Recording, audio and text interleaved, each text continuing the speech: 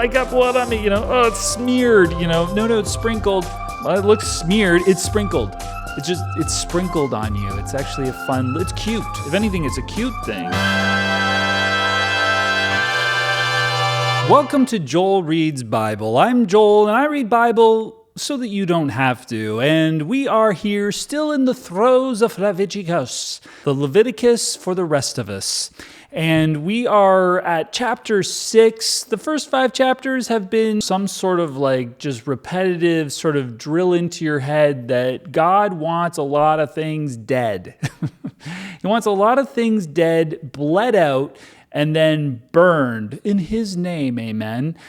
Is that a good thing? Is that something that we would want happening today? Don't ask a vegetarian. Vegetarians would not want that. I would be shocked to meet a vegetarian or vegan Christian. That would blow my mind for someone to believe in God and be like, I don't think it's ethical to kill animals. It's just what are you talking about? Please tell me that there are some Christians with such cognitive dissonance that they're sitting there going, I don't think it's okay to kill animals, but I still love God and believe that I am called according to his purpose, which would be to kill countless animals. Do you know what I mean? It's just okay. Only the best ones, though.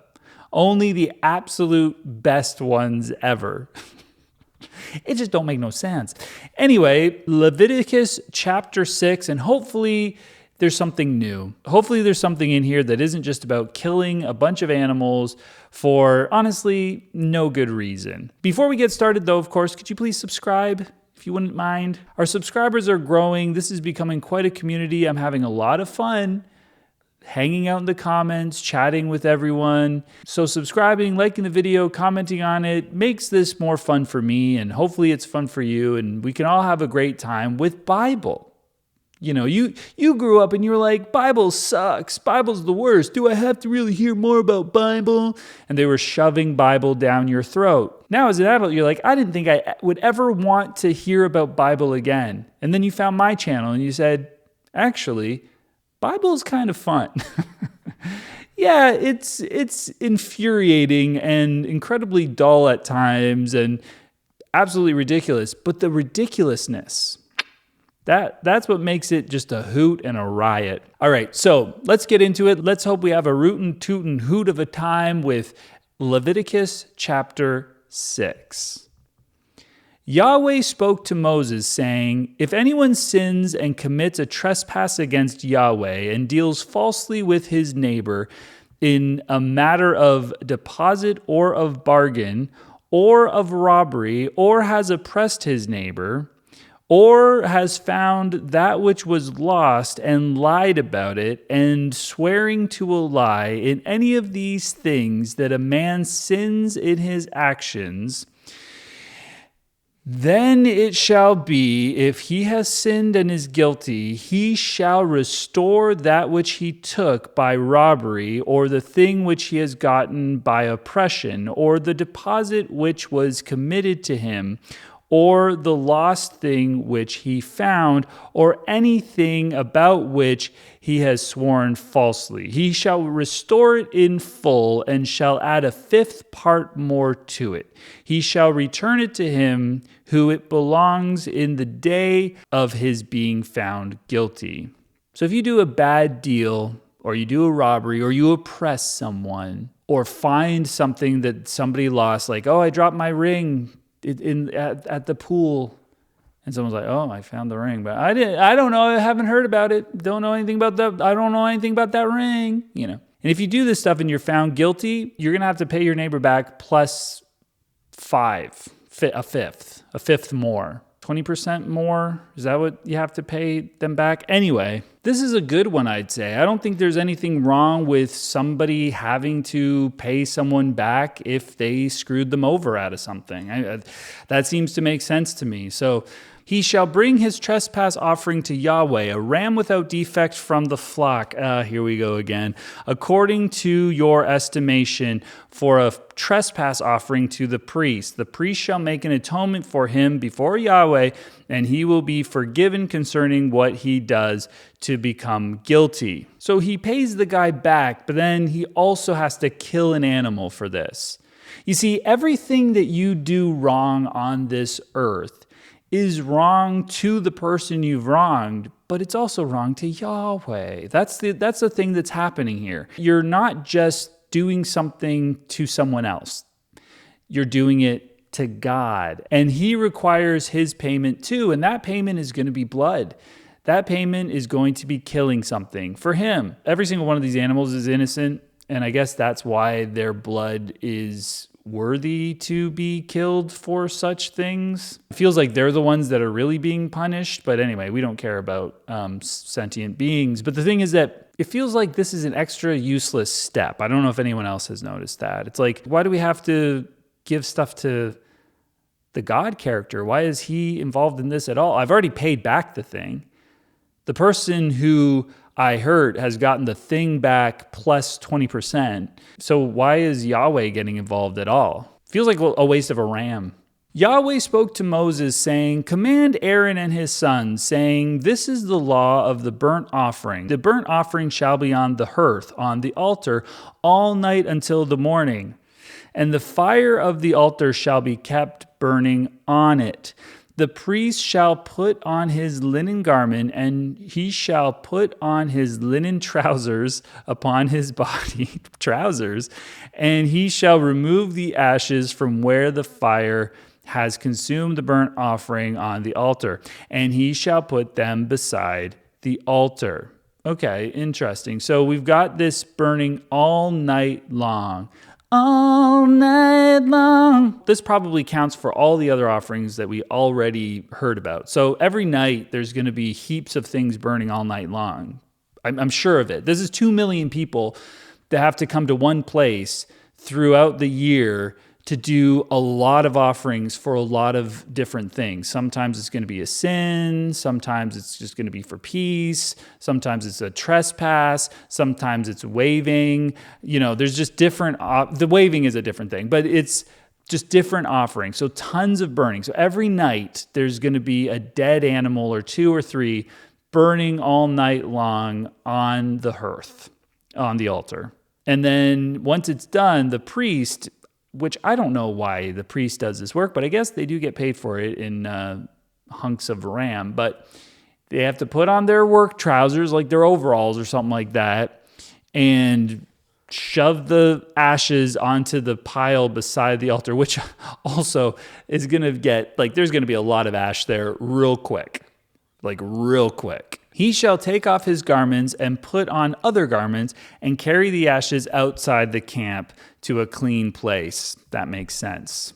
The fire on the altar shall be kept burning on it. It shall not go out. This is why they need so many animals.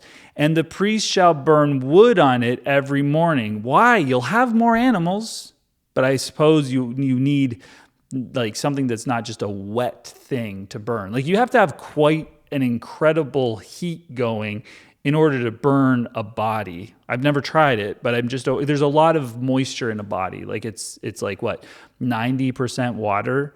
So you need a lot of heat to break that down and to, continue burning it. You can't just use an animal or a pile of animals as fuel for a fire. I don't think. I'm not a scientist, so, don't quote me on this, but I'm pretty confident. He shall lay the burnt offering in order upon it, and shall burn on it the fat of the peace offering. Fire shall be kept burning on the altar continually. It shall not go out. Okay, so that makes sense. This is a factory. God is like, you know what? I know eventually they are going to build actual proper factories and destroy the environment. But until that happens in the future, because God can see the future, he's like, I would like to get a jump on taste. I'd like to get a head start. I would love for there to be constant burning of animals. and wood. What is this for? Are you making cars? Like, are you making something that is handy, or are you feeding people, or is there anything practical here? No, there's something that I invented called sin.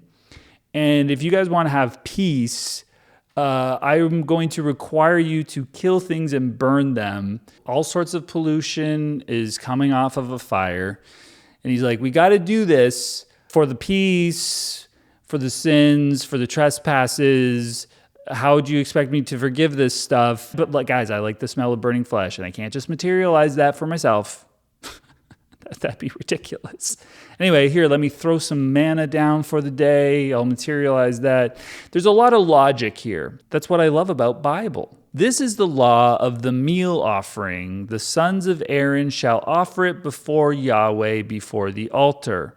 He shall take from there his handful of the fine flour of the meal offering and of its oil and all the frankincense which is on the meal offering, and shall burn it on the altar for a pleasant aroma as its memorial portion to Yahweh. I honestly, my mind wandered throughout that, but sounds reasonable, whatever he just said. This is the same as the last 5 chapters, so I'm zoning out at this point. You don't always have to shed blood, just most of the time. But not always. So if you ever hear that someone goes, "Oh, there's no forgiveness of sins without shedding of blood," that's just not true. There are different kinds of offerings. That which is left of it, Aaron and his sons shall eat. They need bread. They need some delicious bread. But is it delicious? It shall be eaten without yeast in a holy place. Why can't we ever have yeast? I don't want to say this to my sons. This is Aaron. I don't want to say this to my sons, but I could use some yeast. And God's like, I hate yeast. You want yeast? Are you out of your mind? They shall eat it in the court of the tent of meeting. Oh, that's very holy. That is a holy place. It shall not be baked with yeast. Oh, no yeast? That's a surprise. I have given it as their portion of my offerings made by fire. It is most holy, as are the sin offering and trespass offering.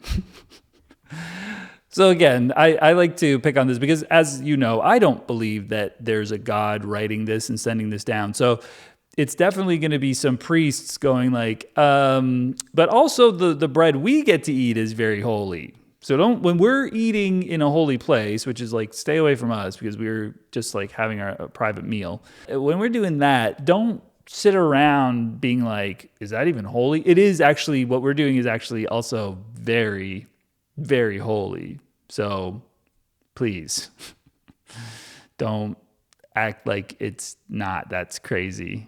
Every male among the children of Aaron shall eat of it, as their portion forever throughout your generations, from the offerings of Yahweh made by fire. Whoever touches them shall be holy.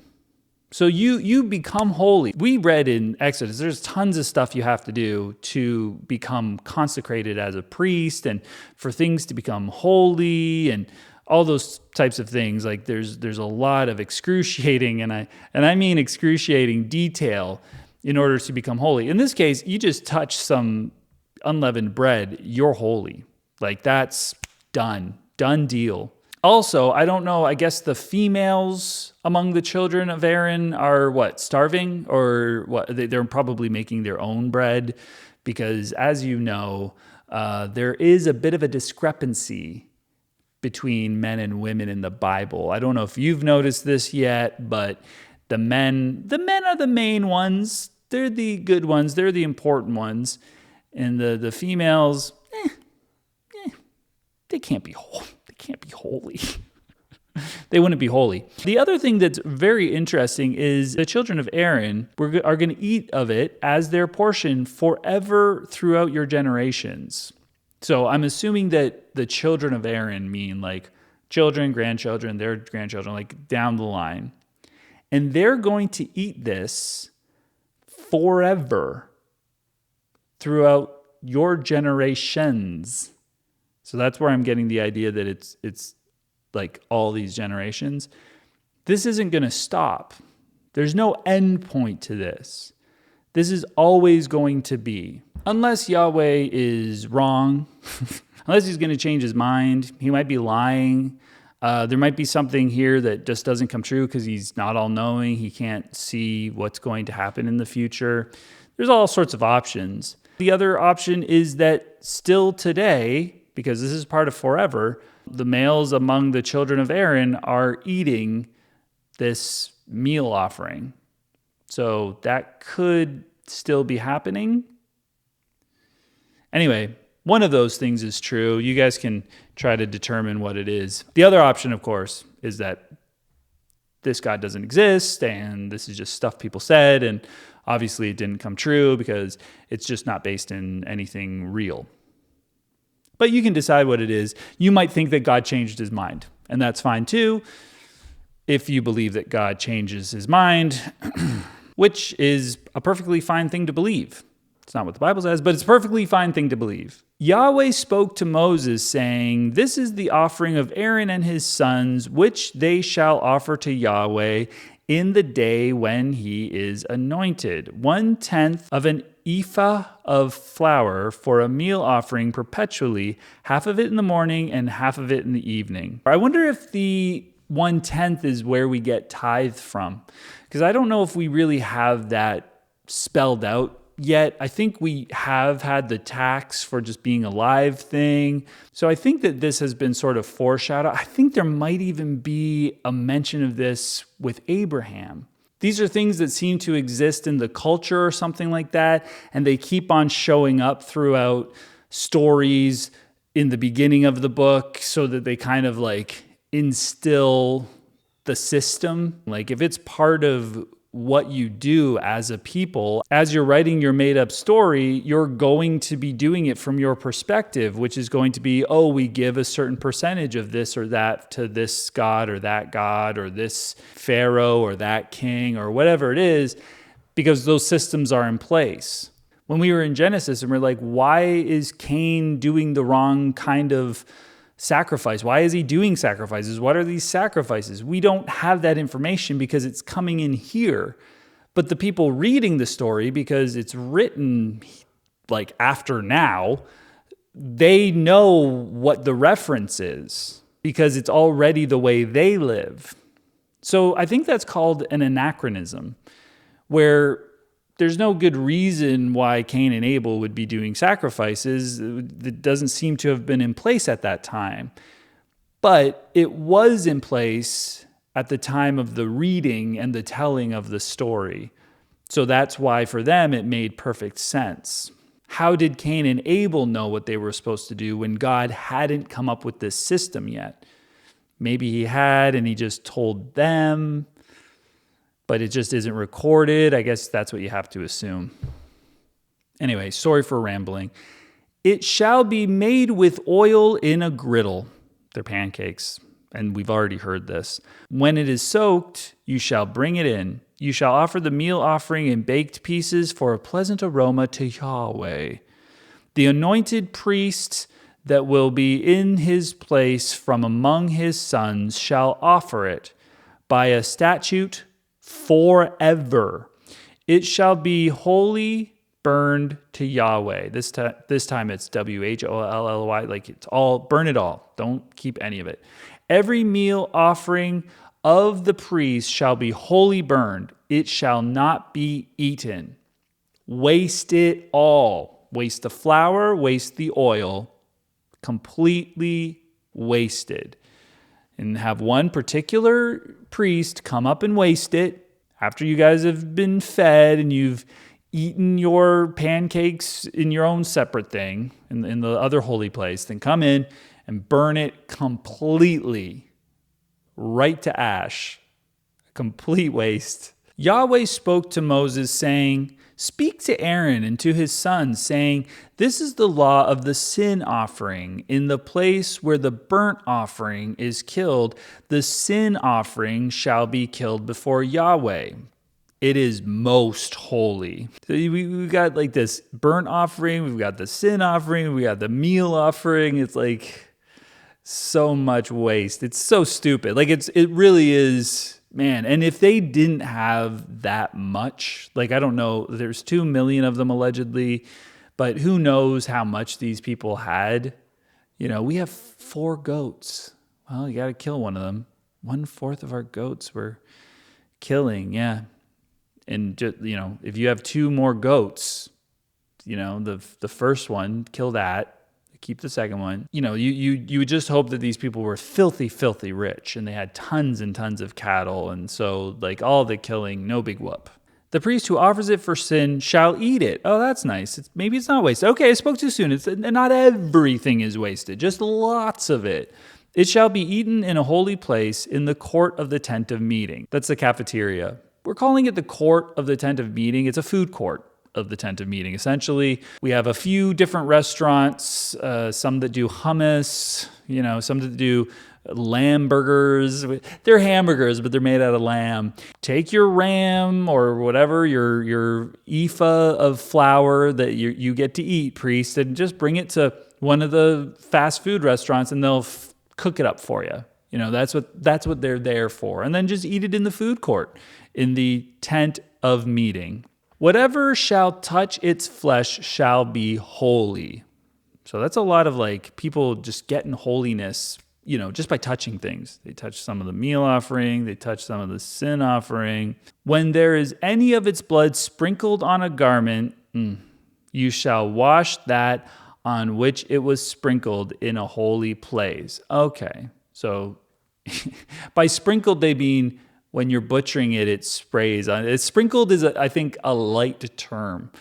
The thing is, it's sprinkled. No, it's just sprinkled. It's like, oh, the blood. I got blood on me. It's smeared. No, it's sprinkled. Well, it looks smeared. It's sprinkled. It's sprinkled on you. It's actually it's cute. If anything, it's a cute thing. But the earthen vessel in which it is boiled shall be broken. If it is boiled in a bronze vessel, it shall be scoured and rinsed in water. Okay, so maybe in this case, there is a certain awareness of germs. If you have blood that's in a terracotta vessel, terracotta is porous, okay? So the germs and all of the bacteria and stuff can go into the terracotta. Like you wouldn't want to eat off of that. So it's being boiled, which I think, I maybe mitigates some of that, but it is smart to just break it and get rid of it. And then, of course, if it's bronze, no problem, you can wash that. So there's an understanding probably of some health and safety here. So that's good to see. Every male among the priests shall eat of it. It is most holy.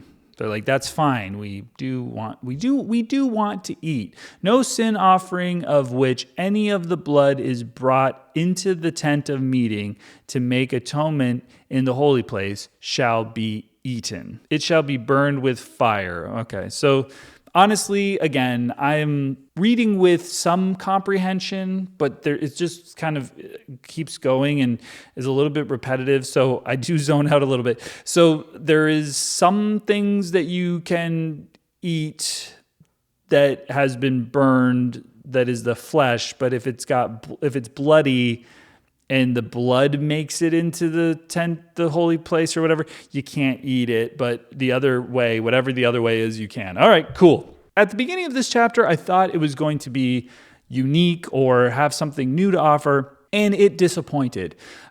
It started a little unique, but it became all the same stuff. So great. That was not entirely brilliant, but you know what? Maybe in the next chapter, I'm always hoping in the next chapter we'll have something fun.